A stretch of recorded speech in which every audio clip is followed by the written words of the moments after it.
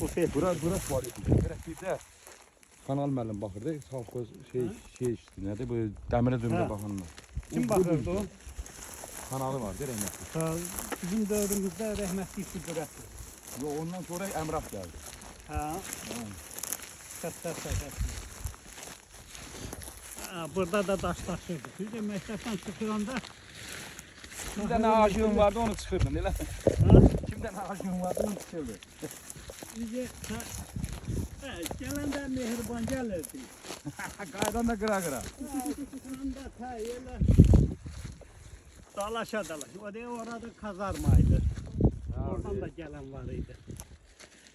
Buradan çıxırdı da qapı buradan idi. Giriş buradan idi. Buralarda. Yok bu ara boş idi. Bax yadına gəlir. Deməli məktəbin arkasına. Ha, biri buralarda. Ha, hansı qapı buralarda? Ha, buraya boşluq buradan başlayırdı da.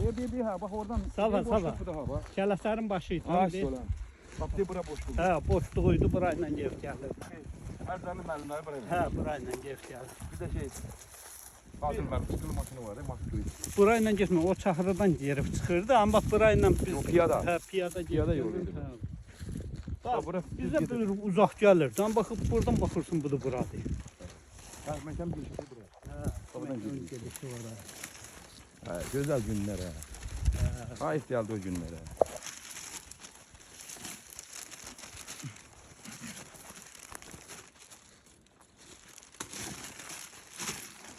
Buranın önəmə hərəkət edir.